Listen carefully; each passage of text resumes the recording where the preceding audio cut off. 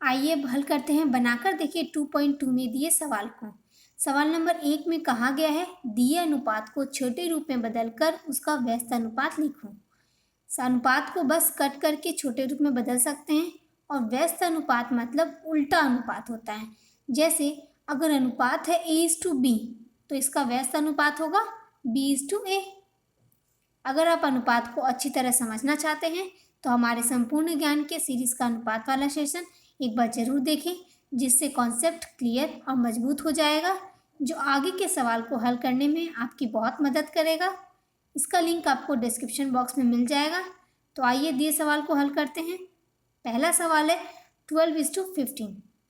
यहाँ 12:15 को 3 से कट करने पर अनुपात का छोटा रूप होगा 4:5 और इसका व्यस्त अनुपात होगा 5:4। इसी तरह 36:54 का छोटा रूप होगा 2:3 और इसका व्यस्त अनुपात होगा 3:2। इसी तरह 75:120 का छोटा रूप होगा 5:8 और इसका व्यस्त अनुपात होगा 8:5।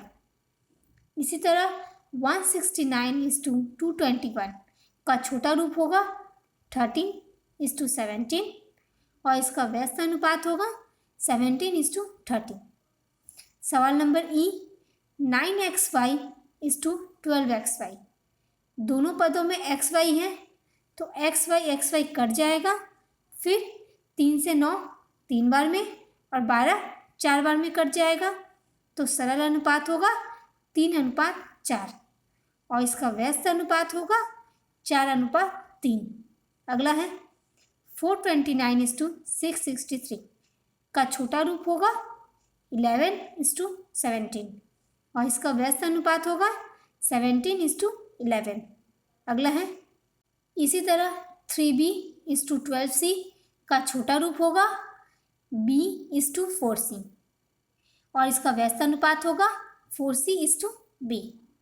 इसी तरह 25xyz:625xyz का छोटा रूप होगा 1:25 और इसका व्यस्त अनुपात होगा 25:1। सवाल नंबर 2 में दिए अनुपात को पूर्ण संख्या के अनुपात में बदलकर उसका व्यस्त अनुपात बताना है। पूर्ण संख्या का मतलब उसमें ना तो कोई बटा होगा और ना ही दशमलव। तो आइए हल करते हैं। सवाल नंबर 1 2.5:12.5। सबसे पहले दोनों पदों से दशमलव हटा देंगे, जिसके लिए दोनों के नीचे 10 हो गया। फिर कट करेंगे तो 10 और 10 एक एक बार में और 25 से 125 5 बार में कट जाएगा, तो सरल अनुपात होगा 1:5 और इसका व्यस्त अनुपात हो जाएगा 5:1। अगला है सवाल नंबर B 5/8:7/16। सबसे पहले दोनों पदों के हर का लसा। इसके लिए आप चाहे तो डायरेक्ट या सवाल के बगल में इस तरह वर्किंग करके निकाल सकते हैं। इसके बाद प्राप्त लसा से दोनों पदों का गुना कर देंगे, जिससे कट करने के बाद सरल अनुपात होगा 10:7 और इसका व्यस्त अनुपात होगा 7:10। अगला है सवाल नंबर C 0.7:0.49।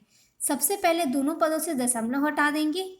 दशमलव कैसे हटाएं ये तो आप जानते ही हैं, इसलिए 7/10 और 49/100 दोनों पदों के हर का लसा निकालने के बाद लसा से दोनों पदों का गुना कर देंगे, जिससे कट करने के बाद सरल अनुपात होगा 10:7 और इसका व्यस्त अनुपात हो जाएगा 7:10। सवाल नंबर D 2/5:3/4। सबसे पहले दोनों पदों के हर का लसा निकालने के बाद लसा से दोनों पदों का गुना कर देंगे, जिसे कट करने के बाद सरल अनुपात होगा 8:15 और इसका व्यस्त अनुपात हो जाएगा 15:8। सवाल नंबर E 22:4 से ही 5/7।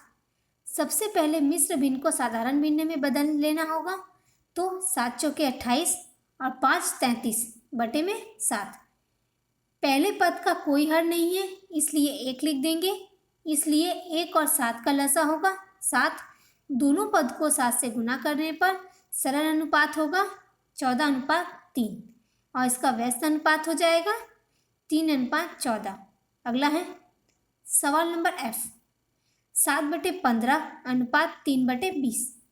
दोनों पदों के हर 15 और 20 का लसा होगा 60, जिसका गुना दोनों पदों से करने के बाद कट करने पर सरल अनुपात होगा 28:9 और इसका व्यस्त अनुपात हो जाएगा 9:28।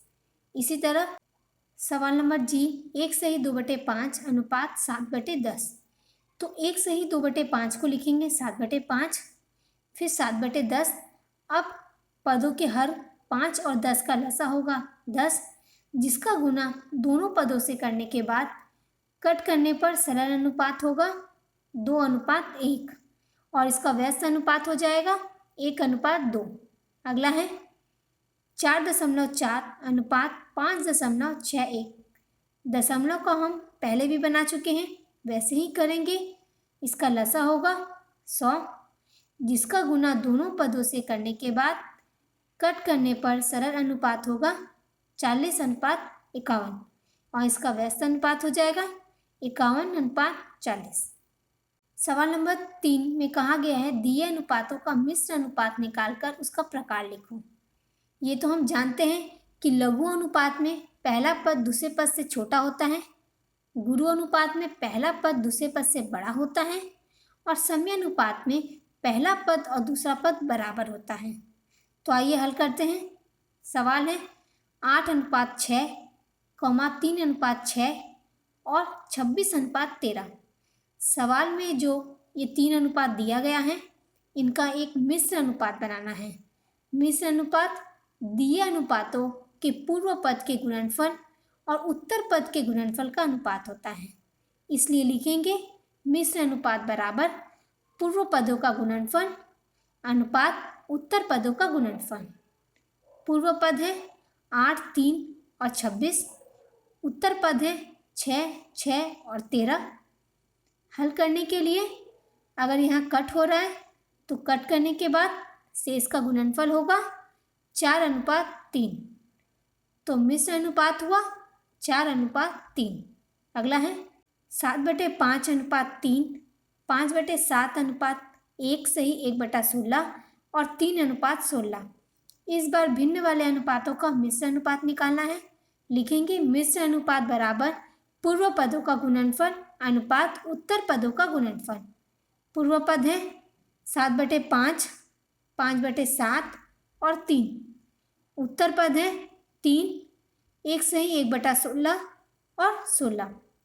हल करने के लिए 1:1/16 को विषम भिन्न में बदल लेंगे तो 17/16।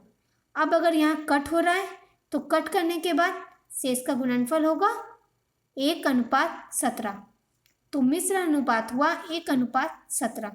अगला है 8:5, 7:12 और 22:13।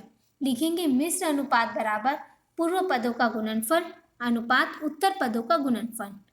नीचे 8 × 7 × 22 अनुपात 5 × 12 × 13। हल करने के लिए अगर यहाँ कट हो रहा है तो कट करने के बाद शेष का गुणनफल होगा 308:195। तो मिश्र अनुपात हुआ 308:195। 2/3 अनुपात 5, 7/8 अनुपात 2। लिखेंगे मिश्र अनुपात बराबर पूर्व पदों का गुणनफल अनुपात उत्तर पदों का गुणनफल। नीचे 2/3 × 7/8 अनुपात 5 × 2। हल करने के लिए अगर यहाँ कट हो रहा है तो कट करने के बाद शेष का गुणनफल होगा 7:120। तो मिश्र अनुपात हुआ 7:120। सवाल नंबर 4 में कहा गया है कि रीता ने 100 प्रश्नों में से 60 प्रश्नों का सटीक उत्तर दिया, विनय 80 प्रश्नों में से 50 सही किया।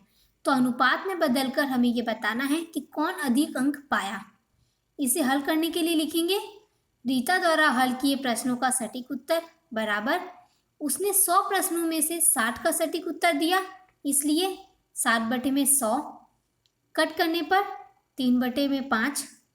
इसी तरह विनय ने 80 प्रश्नों में से 50 सही किया, इसलिए विनय द्वारा हल किए प्रश्नों का सटीक उत्तर बराबर 50/80। कट करने पर 5/8। अब दोनों भिन्न की तुलना करने से ये पता चल गया कि विनय ने अधिक अंक पाया।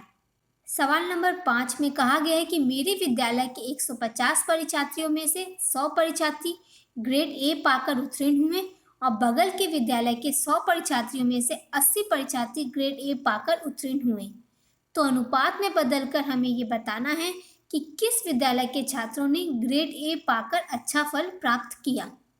इसे हल करने के लिए लिखेंगे, चूंकि मेरे विद्यालय के 150 परीक्षार्थियों में से 100 परीक्षार्थी ग्रेड ए पाकर उत्तीर्ण हुए, इसलिए मेरे विद्यालय के ग्रेड ए पाने वाले परीक्षार्थियों की संख्या का अनुपातिक भाग बराबर 100/150। कट करें तो 2/3। इसी तरह बगल के विद्यालय के 100 परीक्षार्थियों में से 80 परीक्षार्थी ग्रेड ए पाकर उत्तीर्ण हुए, इसलिए बगल के विद्यालय के अनुपातिक भाग होगा 80/100। कट करें तो 4/5। अब दोनों भिन्न की तुलना करने से हम पाते हैं कि बगल के विद्यालय के छात्रों ने ग्रेड ए पाकर अच्छा फल प्राप्त किया। इस सवाल में यह कहा गया है कि दो मकानों के मूल्य का अनुपात 4:3 है और द्वितीय मकान का मूल्य 4,20,000 रुपये है, तो हमें प्रथम मकान का मूल्य बताना है। सवाल के दूसरे भाग में ये कहा गया है कि प्रथम मकान का मूल्य यदि 70,000 रुपये अधिक होता तो उनके मूल्य का अनुपात कितना होता। इसके लिए सबसे पहले हम सवाल के पहले भाग को सॉल्व करेंगे, जिससे हमें पहले मकान का मूल्य पता लगाना है। अगर शॉर्ट में करें तो होगा 4,20,000/3 गुने 4 बराबर 5,60,000 रुपये। पहले मकान का मूल्य पता चल गया और फिर पहले मकान में 70,000 जोड़कर दोनों का नया अनुपात निकाल सकते हैं और विस्तार में हल करने के लिए लिखेंगे प्रथम मकान का मूल्य इस टू द्वितीय मकान का मूल्य बराबर 4:3।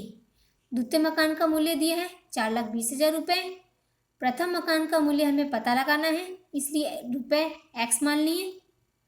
अब प्रश्नानुसार प्रथम मकान का मूल्य बटे में द्वितीय मकान का मूल्य बराबर 4/3। पहले मकान का मूल्य हमने x माना था, इसलिए यहाँ x और दूसरे मकान का मूल्य दिया है 4,20,000 रुपये बराबर 4/3। यहाँ क्रॉस मल्टीप्लिकेशन करने पर 3x बराबर 4,20,000 गुने 4, फिर x को इधर ही रहने देंगे और 3 इसके नीचे आ जाएगा। कट करने पर गुना करने पर होगा 5,60,000। तो x का मान आ गया 5,60,000। x हमने माना था पहले मकान का मूल्य, इसलिए पहले मकान का मूल्य बराबर 5,60,000 रुपये। अब सवाल के दूसरे भाग को सॉल्व करेंगे, जिसमें यह कहा गया प्रथम मकान का मूल्य यदि 70,000 रुपये अधिक होता तो उनके मूल्य का अनुपात कितना होता। तो देखिए, हमने पहले मकान का मूल्य निकाल लिया है। सवाल के अनुसार ये मूल्य अगर 70,000 रुपये अधिक होता तो मूल्य होता 5,60,000 प्लस 70,000 बराबर 6,30,000 रुपये। तो अब दोनों मकानों के मूल्य का अनुपात बदल जाएगा। आइए देखते हैं नया अनुपात क्या होगा। लिखेंगे प्रथम मकान का मूल्य अनुपात द्वितीय मकान का मूल्य बराबर प्रथम मकान का मूल्य 70,000 जोड़ने के बाद 6,30,000 अनुपात दूसरे मकान का में कोई चेंज नहीं है, इसलिए 4,20,000। कट करने पर दोनों मकानों के मूल्य का नया अनुपात हुआ 3:2। एक बांस का एक टुकड़ा काट लिया गया और देखा गया दोनों टुकड़ों की लंबाई का अनुपात 3:1 है। नीचे की सारणी से दोनों टुकड़ों की लंबाई कितनी हो सकती है एवं बांस की लंबाई कितनी थी। पहले रो में कहा गया कि दोनों टुकड़ों की लंबाई का अनुपात 3:1 है तथा प्रथम टुकड़े की लंबाई 30 डेसीमीटर है। तो हमें बतानी है दूसरे टुकड़े एवं बांस की कुल लंबाई कितनी है। तो जैसे लीकर चाय और दूध वाला सवाल बनाए थे, ठीक उसी तरह इसे भी हल कर सकते हैं। तो यहाँ लिखेंगे 30 बटे में इसका जो अनुपात है यानी 3 और गुना कर देंगे उसके अनुपात से जिसकी लंबाई निकालनी है यानी 1। सॉल्व करने पर होगा 10। तो दूसरे टुकड़े की लंबाई है 10 डेसीमीटर। अब बांस की कुल लंबाई निकाल सकते हैं दोनों टुकड़े की लंबाई जोड़कर। तो बांस की कुल लंबाई है 30 प्लस 10 बराबर 40 डेसीमीटर। अब दूसरे रो को भी वैसे ही सॉल्व करेंगे। जैसे यहाँ लिखेंगे 15 बटे में 1 गुने 3 बराबर 45 डेसीमीटर। तो इस बार बांस की कुल लंबाई हो जाएगी 45 प्लस 15 बराबर 60 डेसीमीटर। बनाकर देखिए 2.2 में हमने सभी सवालों को हल किया है। अच्छी तरह सभी सवाल को समझाने का मेरा जो प्रयास रहा है, इसमें मैं कितना सफल रही हूँ, जरूर बताइएगा। धन्यवाद।